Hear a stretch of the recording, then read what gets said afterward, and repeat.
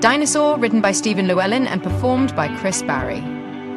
Don't forget to like this video, subscribe to the channel, and click the notification bell to keep up to date with the latest installments.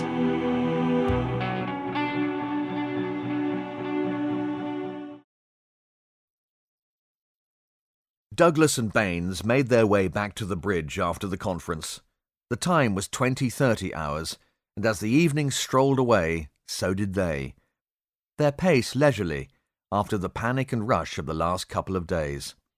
"That was well done, Captain," said the commander genuinely.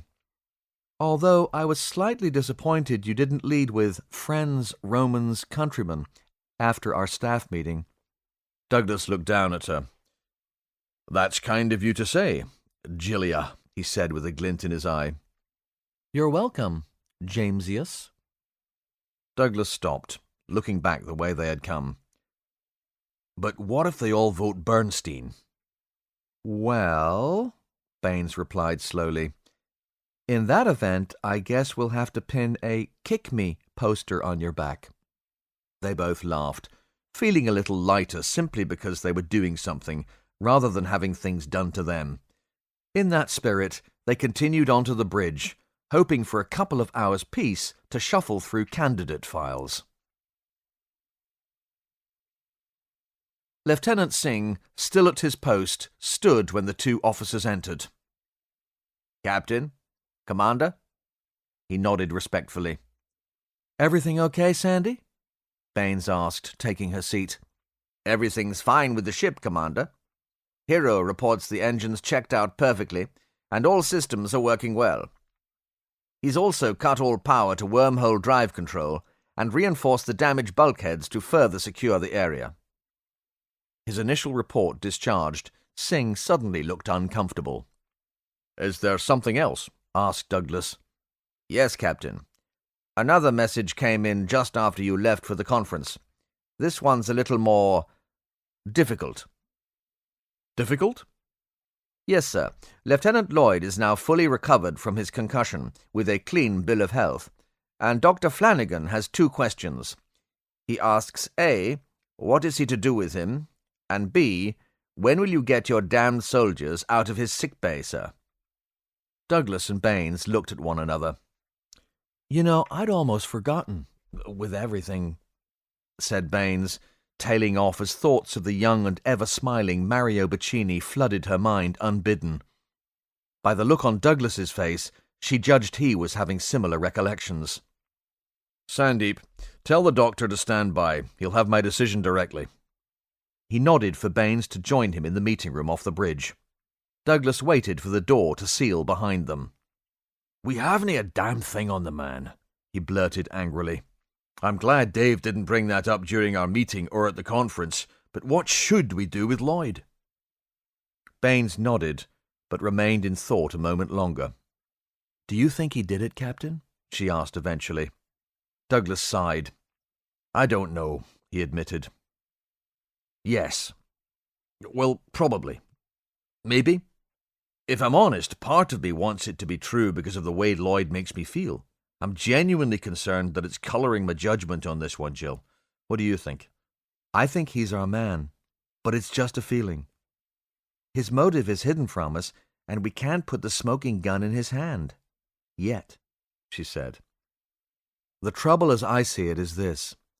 Locking somebody up on a suspicion could get us into hot water, even here. We have to be careful what precedents we set, possibly now more than ever." "Agreed," said Douglas, and then reflected for a moment. "Or perhaps not." "Captain?"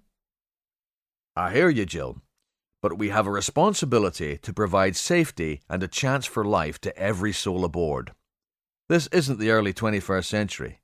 We can't afford a terrorist, even an unproven one, the chance to run freely around this ship, this last piece of our world, unchecked and wreaking havoc.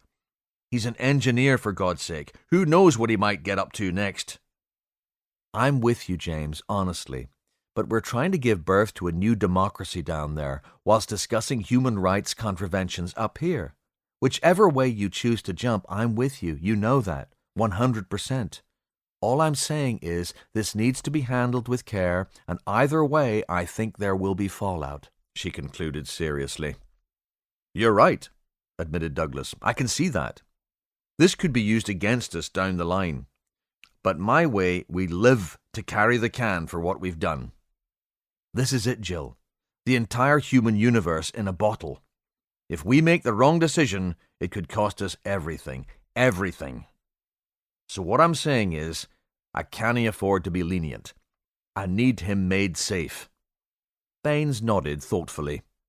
So, we chuck him in the brig? That's all we can do for now. But we keep a lid on this until the voting is finished and we've got our governing body. Later, we can spin it that he's in the brig pro tem, pending the completion of our investigations. That ought to keep the bleeding hearts off our backs for a wee while at least, whilst hopefully buying us the time we need to land this bird safely, before we face the next task. What do you think? He asked finally. What if the investigations turn up nothing? There's always the possibility we're wrong and the real bomber is down there, she gestured, waiting to vote. Douglas adjusted his collar uncomfortably as he considered.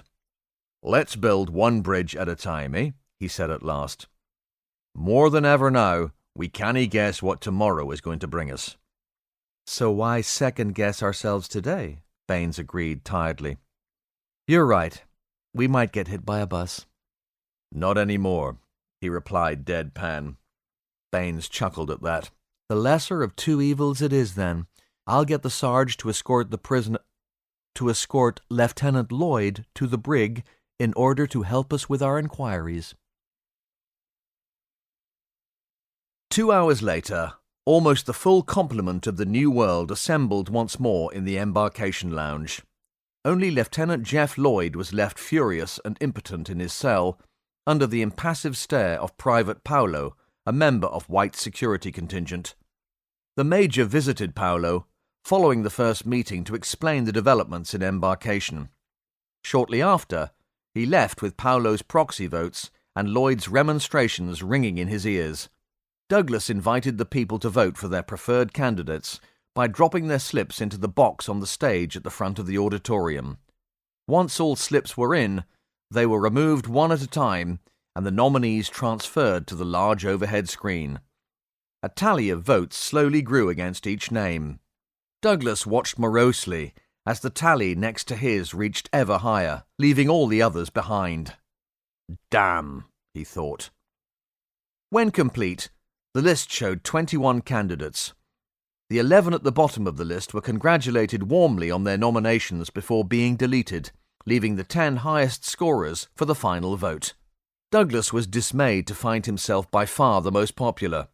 With a sigh, he climbed back onto the dais. Thank you, everyone. Now we select from the top 10 candidates here, and the 3 with the most votes are it. He stepped down, allowing everyone, including himself, to scribble their preferred choices. Once again, people walked forward through the aisles in ones and twos, posting them into the box.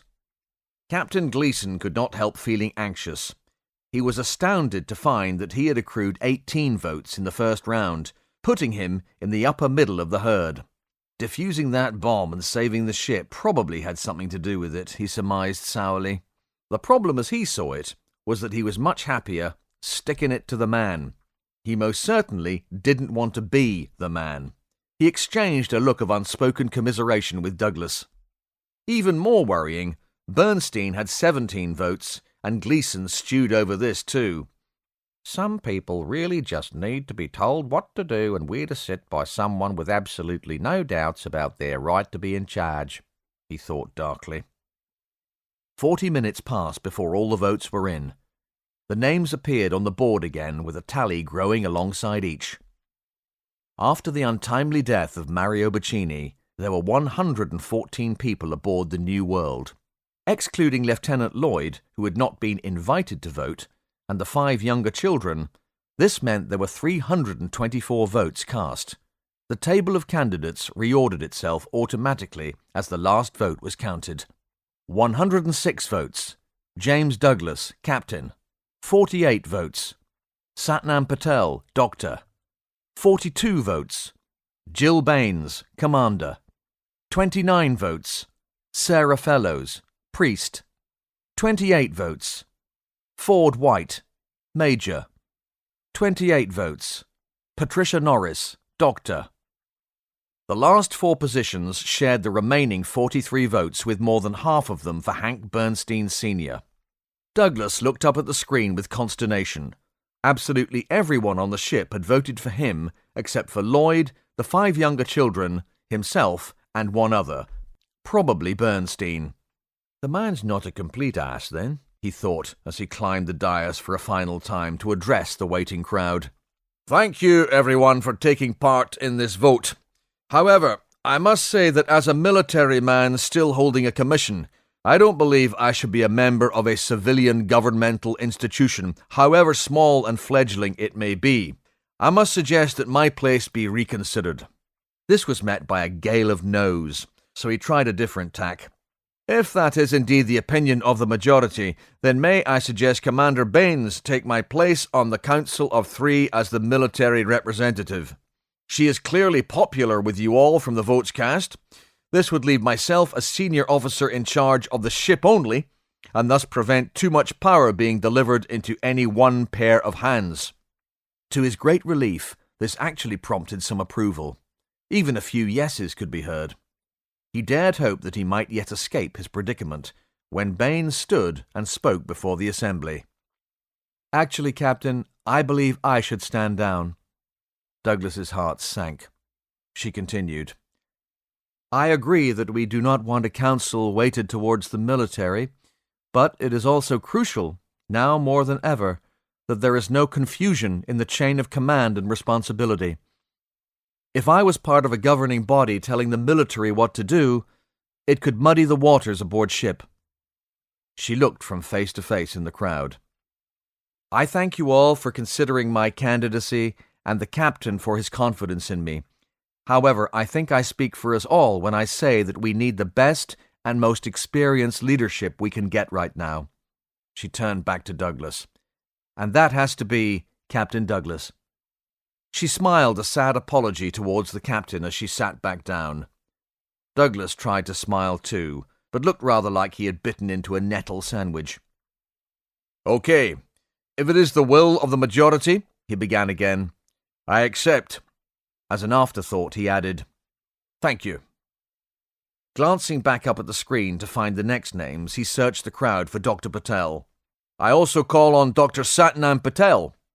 Will you serve, sir? Patel stood and bowed slightly. I will, thank you, he said simply, sitting back down. His demeanour was less than ecstatic too, which raised Douglas's spirits slightly.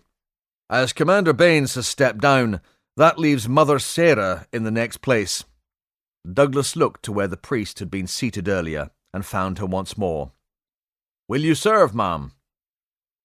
Mother Sarah stood to acknowledge him. I will, and I'll do my very best for you all. I know we have people from many faiths and belief structures here, so I say, respectfully, may God bless us and protect us all in the difficult days ahead. She, too, bowed slightly before retaking her seat. Many religions were indeed represented by the people in the crowd, but most appreciated the sentiment behind her words, even the atheists. For Douglas, there was just one more thing to ask. Before we proceed, does anyone wish to speak on what has transpired here? Is everyone happy with this result? No! Exclaimed Hank Bernstein Sr., jumping to his feet. I've chaired bigger board meetings than this gathering. It's a farce, damn it! Who here has more experience of running things than I do? You mean I have? Shouted Gleason unashamedly in his deep Australian accent. Why don't you put a bloody sock on it, Bernie? He added, his colour rising. We need folks in charge who know how to do stuff, not just how to pay some other poor bugger to do it and then stiff him on the payment. Bernstein went puce, but Gleason continued unabashed. Besides, being proficient at firing people after a quarterly review won't be worth squat when T-Rex is biting the ass off your favourite shorts, mate. Douglas covered the lower half of his face with his hand, his shoulders rocking as he fought for self-control. Catching Patel's eye, he saw that he too was fighting to keep a straight face, and despite their best efforts, they both snorted with laughter. Turning away from the crowd for decency's sake, Douglas looked to Commander Baines for support, but she was grinning, so he gave up. He turned around fully until he felt he could trust himself once more. After taking a moment, he raised his arms for calm. The room was full of laughter and jeering. Well, he thought privately, we're probably the first government in human history to start off with a huge round of laughter. At least there's that. Let's just hope we don't turn into a bad joke like so many before us. Waiting for the hubbub to die down, he spoke once more. Thank you, everyone. The votes are cast, and in accordance with the principles of democracy, we must now proceed along this course. Let loyalty, diligence, and honour be the glue which binds us. Because we're alone now, people, and it's the duty of each of us to work together to the best of our abilities. Our very survival depends upon it. A few seconds passed as the assembly processed the gravity of his words. Okay, if anyone has any comments or wishes to raise any further points, please put them in writing and ask one of the security team to deliver your notes to the bridge, he added. I would also just like to ask if the department heads who attended our previous discussions would please be kind enough to join us in the bridge meeting room at 0800 hours, please. We've a lot to go through.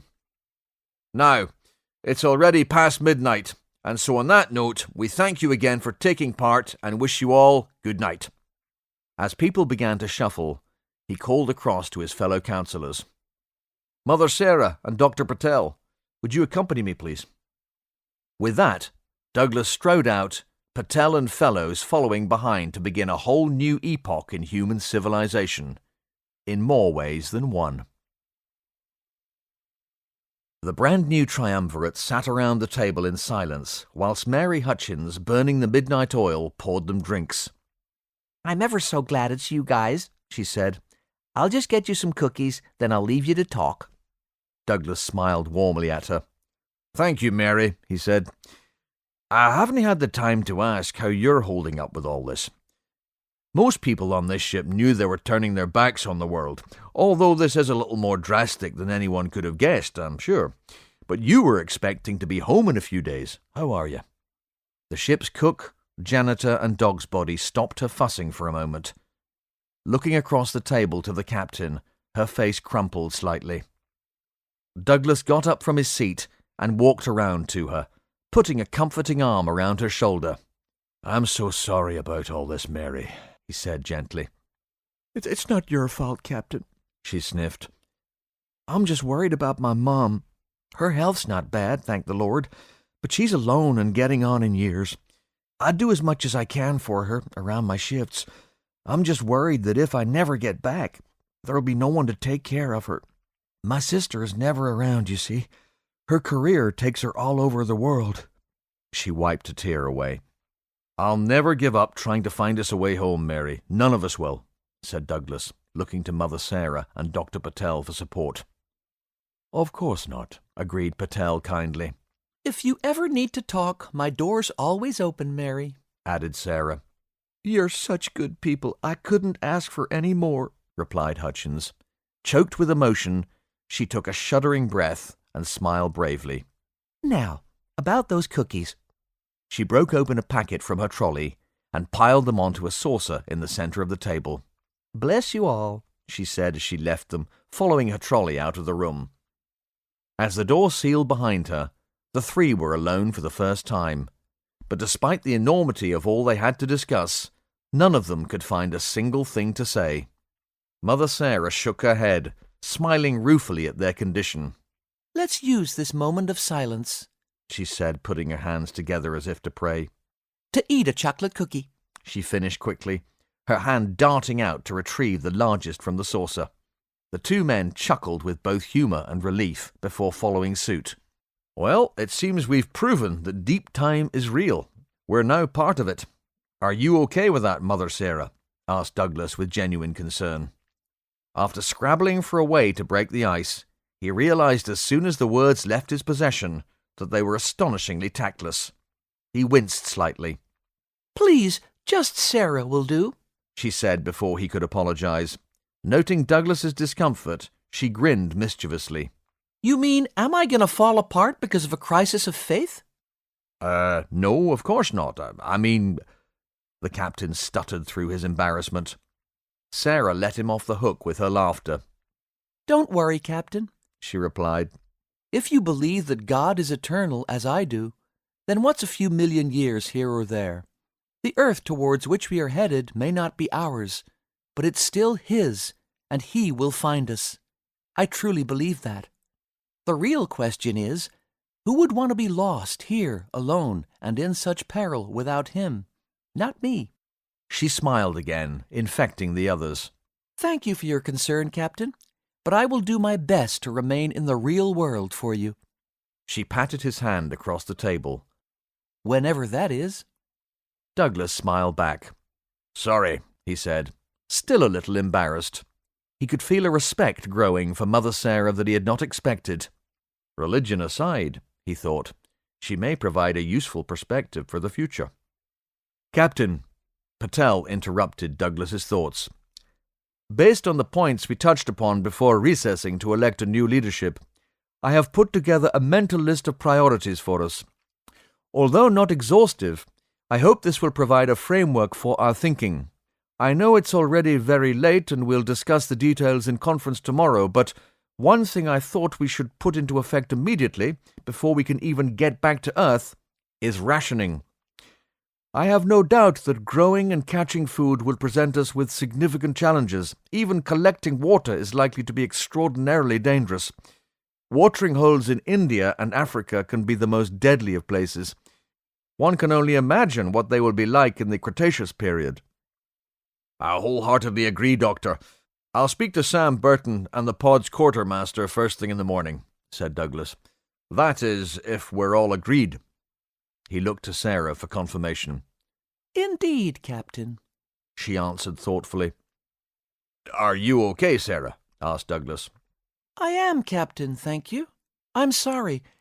I was just thinking about what that colorful Australian guy said, about T-Rex biting the rear out of our pants. It seems regrettable, but inevitable, that many among us will see this as a military threat. If I'm honest, I can't really argue with that assessment. She turned to Patel. When this conversation comes along, Doctor, would it be possible to have a plan in place to make weapons that warn first? Maybe make a bang or something? Leaving kill as a last resort? I know we're in a crisis here, and I don't want to be too heavy-handed about the sanctity of life and all God's creatures and so on, but we do also, if I understood the captain's talk correctly, have to consider ways to achieve a low-impact presence when we land. I'm no scientist, but I'm guessing that our usual Uncle Sam approach of shooting and blowing everything up may affect this. Could even alter the timeline itself? She let the question hang. Patel nodded. I believe you're right, Sarah. In fact, we have already discussed this, albeit briefly, and I've been thinking along similar lines. When I have the details worked out, I'll lay my ideas before you both. Thank you, Doctor. May I call you Satnam? Asked Sarah. By all means. And please call me James, Douglas invited his co-governors.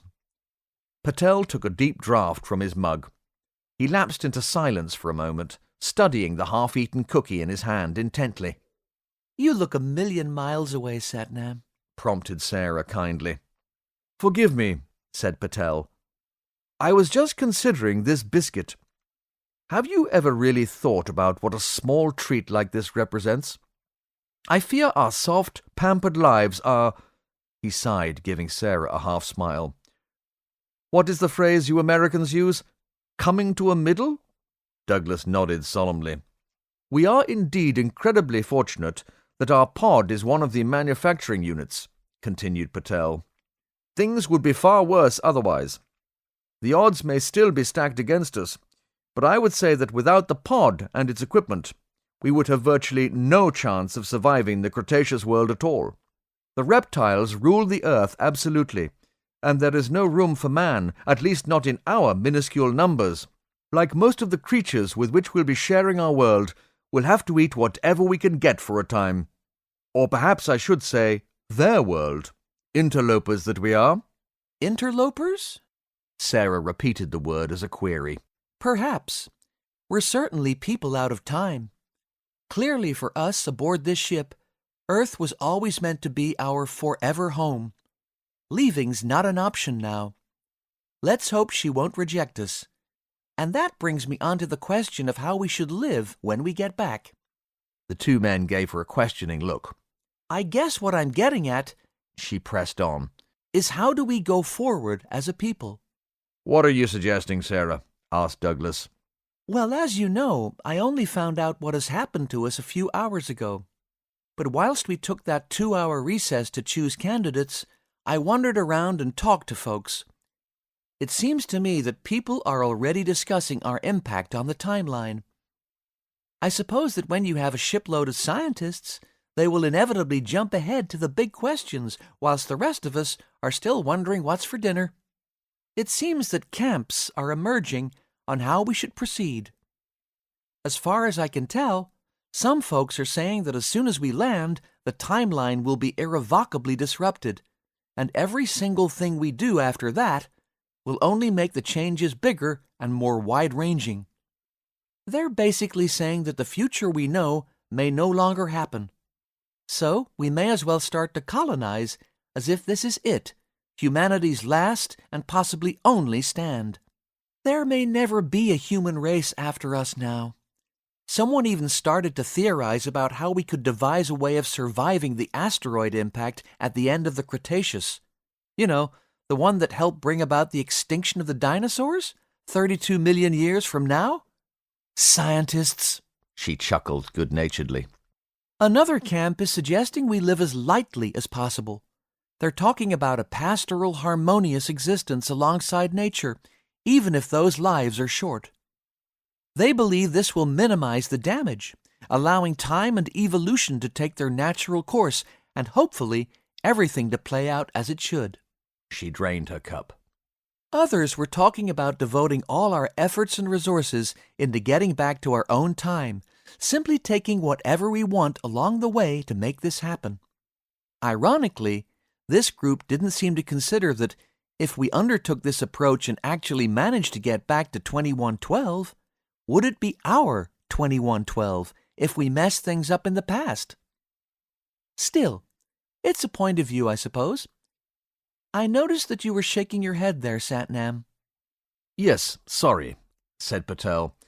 I just think it is very unlikely that we will be able to get back, as you put it. But I hope I'm wrong. Please, continue, Sarah. Forgive me.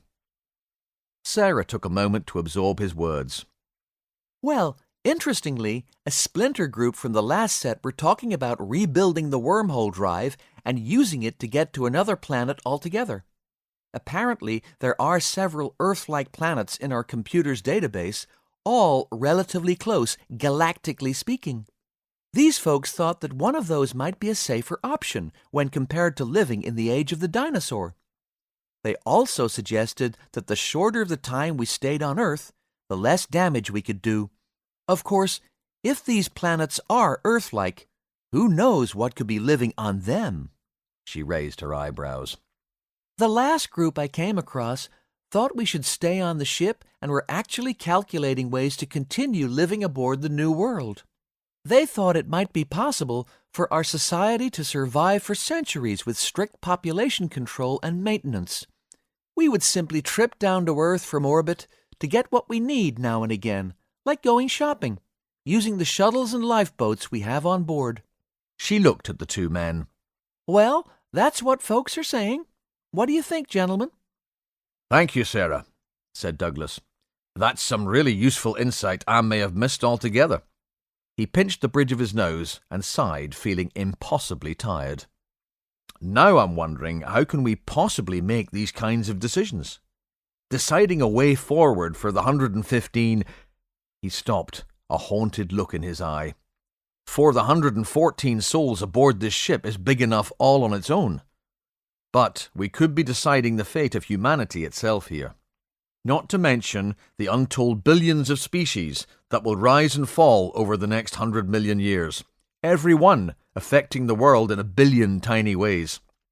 Anything we do, however small, could change or even erase everything. He spread his hands on the table, eyeing his fellow councillors seriously. This feels like playing God to me, and I dinna feel qualified.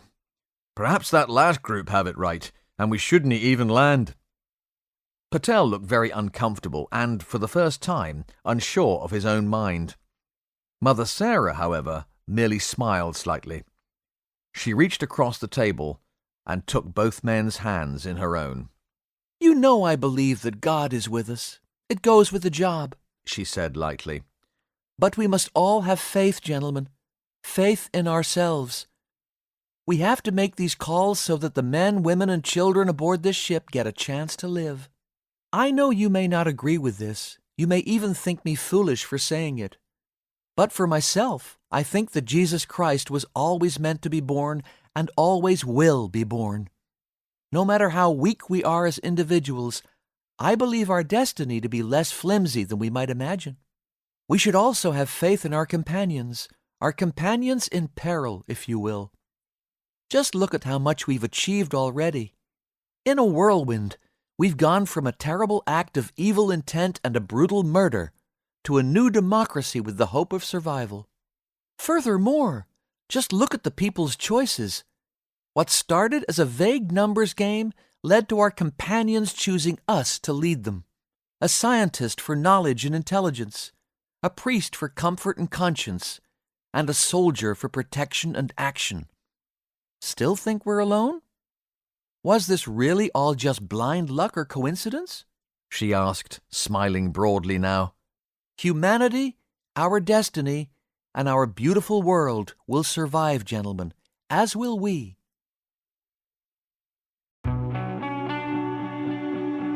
Dinosaur, written by Stephen Llewelyn and performed by Chris Barrie.